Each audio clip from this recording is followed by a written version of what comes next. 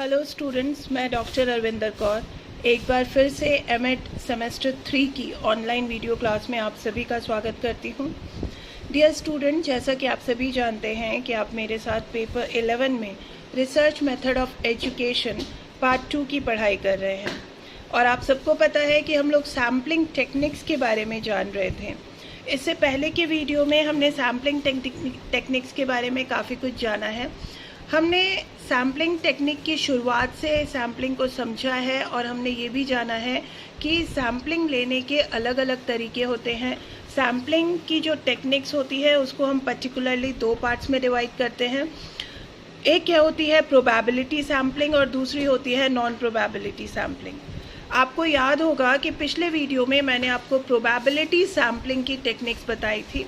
Probability sampling techniques में हमने simple random sampling, systematic sampling, stratified sampling, cluster sampling और multi stage sampling के बारे में समझा है। उसके हिसाब से हमारा आज का वीडियो, जो आज के वीडियो में हमने समझना है, वो है नॉन प्रोबेबिलिटी सैम्पलिंग। आज का वीडियो हमारा बेस्ड है नॉन प्रोबेबिलिटी सैम्पलिंग में। और डियर स्टूडेंट, आज नॉन प्रोबेबिलिटी सैम्पलिंग में मैं आपको एक्सप्लेन करूँगी कन्वीनियंस सैम्पलिंग और साथ साथ में जजमेंटल और purposive sampling, quota sampling, snowball sampling. तो आज का हमारा टॉपिक है नॉन प्रोबेबिलिटी सैम्पलिंग टेक्निक। और नॉन प्रोबेबिलिटी सैम्पलिंग टेक्निक में आज के वीडियो में हम ये 4 टाइप्स के सैम्पलिंग टेक्निक्स को कवर करेंगे: convenience, judgment, quota and snowball. तो चलिए आज हम स्टार्ट करते हैं नॉन प्रोबेबिलिटी सैम्पलिंग टेक्निक्स, जिसमें हम 4 टाइप्स को डिस्कस करेंगे। Let's start today's video. Friends, एक बार हम रिकैप्चुलेट कर लेते हैं। इस चार्ट को आपने पहले भी देखा होगा, पिछले वीडियो में भी मैंने आपको ये चार्ट दिखाई थी। ये chart particularly classification of sampling techniques है। आप देख सकते हैं कि सैम्पलिंग टेक्निक को हमने 2 पार्ट में डिवाइड किया है: नॉन प्रोबेबिलिटी सैम्पलिंग टेक्निक और probability sampling technique. Probability sampling technique जिसके अंदर सिंपल रैंडम, सिस्टमैटिक, स्ट्रैटिफाइड और क्लस्टर सैम्पलिंग आता है, और इसको हम लोग पिछले वीडियो में कवर कर चुके हैं। आज का हमारा जो टॉपिक है वो है नॉन प्रोबेबिलिटी सैम्पलिंग टेक्निक। और नॉन प्रोबेबिलिटी सैम्पलिंग टेक्निक में हम ये 4 पॉइंट्स को आज कवर करेंगे: convenience sampling, judgment samples, quota sampling और स्नोबॉल सैम्पलिंग। आपके नॉलेज के लिए मैं बता दूं कि जजमेंट सैंपल को ही हम लोग पर्पसिव सैम्पलिंग के रूप में भी समझेंगे। ये दोनों एक ही हैं। चलिए स्टार्ट करते हैं नॉन प्रोबेबिलिटी सैम्पलिंग टेक्निक, जिसमें कन्वीनियंस, जजमेंट, कोटा और स्नोबॉल सैम्पलिंग है। चलिए सबसे पहले हम समझते हैं कि कन्वीनियंस सैम्पलिंग क्या होती है। डियर स्टूडेंट्स, कन्वीनियंस सैम्पलिंग यानी कि आराम न्यादर्श का मतलब ये होता है a non probability sampling technique that attempts to obtain a sample of convenient element. The selection of sampling units is left primarily to the interviewer. देखिए, कन्वीनियंस सैम्पलिंग वो होती है जो अपनी सुविधा के अनुसार, अपनी कन्वीनियंस के अनुसार हम जो सैंपल सेलेक्ट करते हैं उसे हम कन्वीनियंस सैम्पलिंग कहते हैं। कन्वीनियंस सैम्पलिंग जो होती है वो सुविधाजनक तत्वों को, या इसे हम सुविधाजनक न्यादर्श भी कहते हैं, जो हम बिल्कुल आराम से, बहुत ही आसानी से जो हमें डाटा उपलब्ध हो जाता है, बहुत ही आसानी से जो हमें सैंपल उपलब्ध हो जाता है, उसे हम कन्वीनियंस सैम्पलिंग कहते हैं। एक छोटे से एग्जाम्पल से इसको समझा जा सकता है। जैसे मान लीजिए कि आप किसी मॉल में जाते हैं और आपको किसी प्रोडक्ट के बारे में अपनी राय लेनी है। आपकी कंपनी ने कोई नया प्रोडक्ट लॉन्च किया है और वहाँ पे जितने भी लोग मौजूद हैं, आप उनसे अपनी उस प्रोडक्ट के बारे में राय लेना चाहते हैं। तो आप क्या करेंगे कि जो भी व्यक्ति आपको मॉल में मिलेगा, आप उसी से ही उसका इंटरव्यू लेकर के सैम्पलिंग ले लेंगे, उसी का इंटरव्यू लेकर के डाटा कलेक्ट कर लेंगे। तो कहने का मतलब यह है कि कन्वीनियंस सैम्पलिंग का मतलब ये होता है कि जो डाटा या जो सैंपल आप आसानी से कलेक्ट कर सकें उसे हम कन्वीनियंस सैम्पलिंग कहते हैं। उसमें किसी भी तरह का किंतु परंतु नहीं होता है। उसमें जो भी डाटा या जो भी सैंपल हमें आसानी से मिल जाते हैं, हम उसी का चयन कर लेते हैं। जो भी डाटा या जो भी सैंपल हमें ईजिली अवेलेबल होते हैं, हम उन्हीं यूनिट्स का, उन्हीं इकाइयों का चयन करके और इंटरव्यूअर पे छोड़ देते हैं और इंटरव्यूअर जो है वो उन्हीं डाटास के द्वारा अपने आगे की स्टडी करता है। तो कन्वीनियंस सैम्पलिंग का मतलब ये होता है कि जो डाटा हमें आसानी से उपलब्ध हो जाए, जो सैम्पल हमें आसानी से उपलब्ध हो जाए, उसे सेलेक्ट कर लेना ही हम उसे कन्वीनियंस सैम्पलिंग यानी कि सुविधाजनक न्यायाधीश या आराम न्यायाधीश कहते हैं। चलिए, दूसरा होता है जजमेंट सैंपल, जिसे हम पर्पसिव सैंपल भी कहते हैं। जजमेंट सैंपल क्या होता है? Judgment sample a form of convenience sampling in which the population element are purposely selected based on the judgment of the researcher. इसमें क्या होता है, क्योंकि ये नॉन प्रोबेबिलिटी सैम्पलिंग है, आप एक चीज़ को याद रखेंगे कि ये नॉन प्रोबेबिलिटी सैम्पलिंग है, इसमें रैंडम सिलेक्शन नहीं होता है। इसमें जो इंटरव्यूअर है या जो रिसर्चर है वो अपनी सुविधा के अनुसार सैंपल कलेक्ट करता है। तो जजमेंटल सैम्पलिंग में क्या होता है कि रिसर्चर जो है उसका जो पर्पस है, उसका जो वो जो निर्णय लेना चाहता है, वो उसके आधार पर अपने एलिमेंट्स को, अपने तत्वों को जानबूझ करके ऐसा सेलेक्ट करता है जैसा कि उसको रिजल्ट चाहिए होता है। ये जजमेंटल या पर्पसिव सैम्पलिंग होता है। इसमें क्या होता है कि हम जनसंख्या में से ऐसे तत्वों को, जो हमारी पॉपुलेशन है, ऐसे तत्वों को ही सेलेक्ट करते हैं जिन तत्वों को सेलेक्ट करना हमारा पर्पस हो, या जिन तत्वों को सेलेक्ट करना ही हमारा जजमेंटल हो, या हमें वही तत्व चाहिए हो।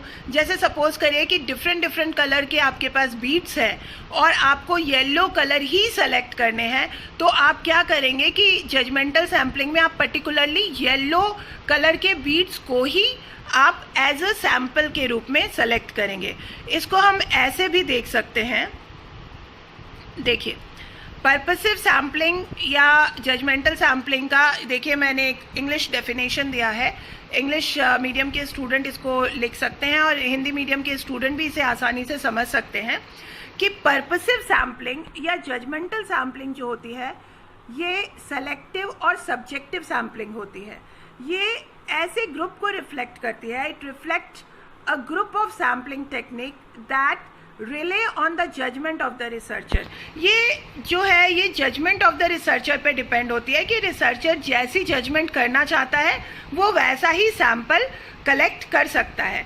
When it comes to selecting the unit that are to be studied, तो जो भी यूनिट हम सेलेक्ट करते हैं, हम वही यूनिट सेलेक्ट करते हैं जो हमने स्टडी किए होते हैं, या जो हमें लगता है कि इन्हीं यूनिट की हमें आवश्यकता है, तो हम वही यूनिट सेलेक्ट करते हैं। For example, specific people, specific case, specific organisation, specific event and specific piece of data. तो हमें पर्टिकुलरली हम किसी स्पेशल इवेंट से हम डाटा ले सकते हैं, स्पेशल ऑर्गेनाइजेशन से डाटा ले सकते हैं, या किसी भी स्पेसिफिक पीस ऑफ डाटा ले सकते हैं। तो कहने का मतलब ये है कि पर्पसिव सैम्पलिंग जो होता है, पर्टिकुलरली हम वही डाटास या वही सैंपल लेते हैं जिसकी हमें ज़रूरत होती है, या जो हमारे लिए जजमेंटल होता है, जो हम चाहते हैं कि पर्टिकुलरली हम यही डाटास लें। चलिए, अब नेक्स्ट सैम्पलिंग है जिसे नॉन प्रोबेबिलिटी सैम्पलिंग, इसे हम कोटा सैम्पलिंग भी कहते हैं। कोटा सैम्पलिंग क्या होती है? कोटा सैम्पलिंग का मतलब होता है a non probability sampling technique that is 2 stage sampling. Quota sampling जो होती है वो 2 स्टेज में होती है। इसके 2 चरण होते हैं। फर्स्ट स्टेज में, the first stage consist of developing control categories और कोटास। सबसे पहले हम जो हमारे डाटाज होते हैं उसे कंट्रोल करते हैं कैटेगरी में या कोटा में, ठीक है। तो सबसे पहले हम उसको कंट्रोल करेंगे, उसके डिफरेंट कैटेगरीज बनाएंगे या उसके डिफरेंट कोटाज बनाएंगे। तो हम अपने पूरे पॉपुलेशन का अलग अलग कोटा या अलग अलग कैटेगरी में पूरे पॉपुलेशन को पहले डिवाइड कर देते हैं।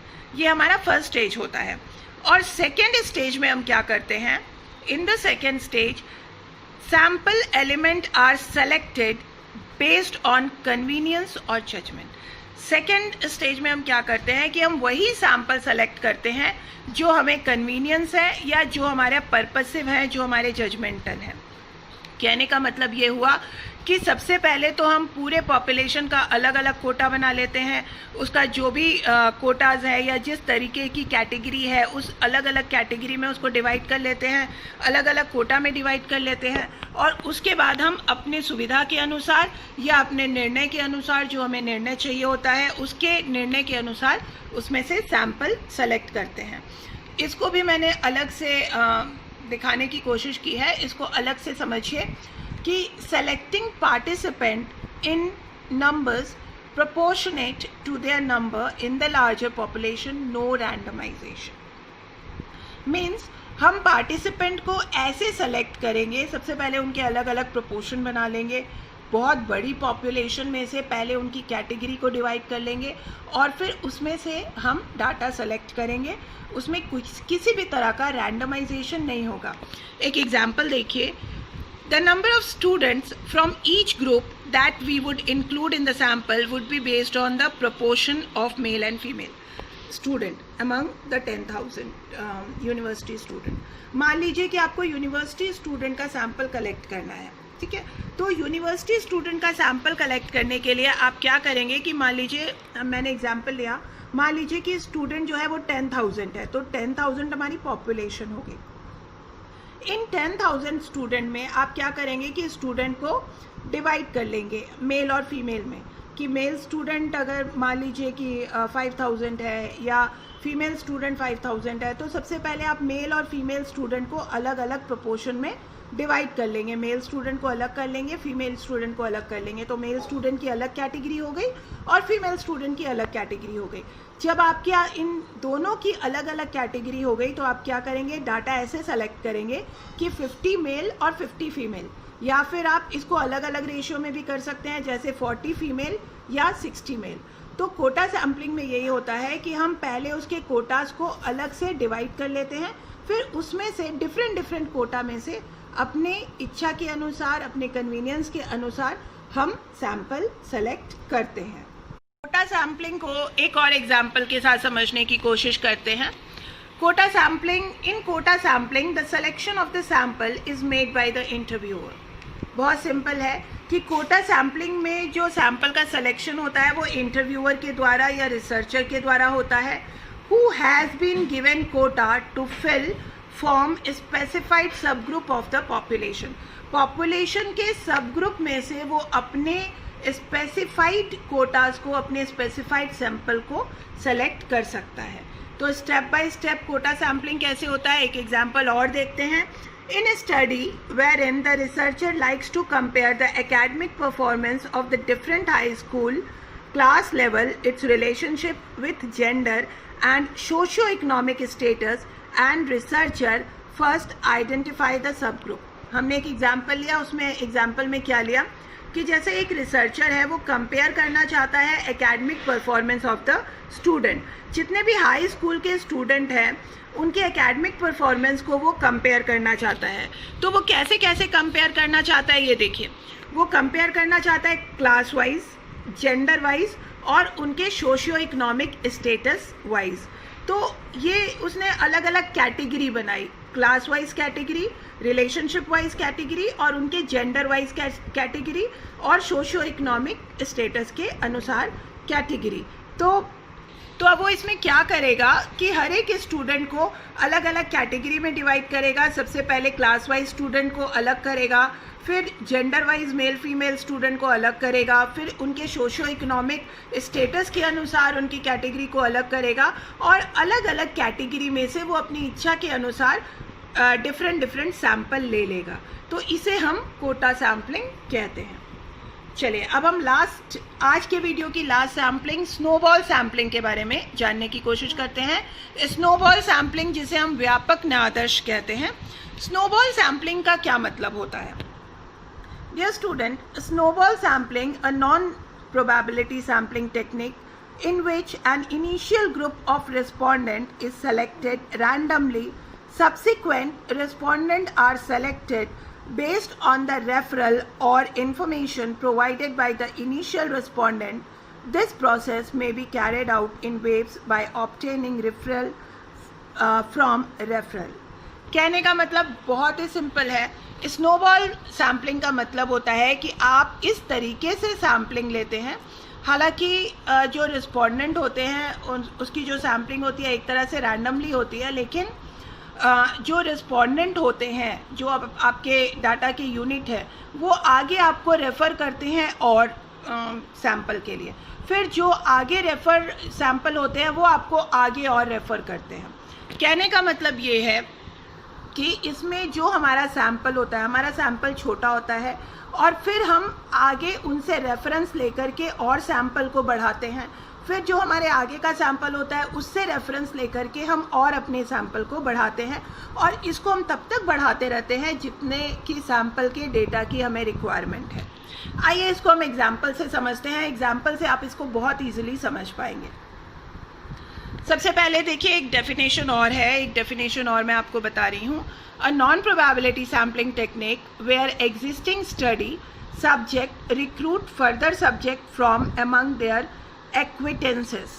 कहने का मतलब ये है कि स्नोबॉल सैम्पलिंग में जो हमारा सब्जेक्ट होता है वो हमें आगे रेफ़र कर देता है और सब्जेक्ट पे, उसके आगे का सब्जेक्ट हमें और आगे के सब्जेक्ट पे रेफ़र कर देता है, और ऐसा करके हमारे पास एक अच्छा खासा सैम्पल कलेक्ट हो जाता है। इसको स्नोबॉल भी इसीलिए कहते हैं क्योंकि the sample group grows like a rolling snowball.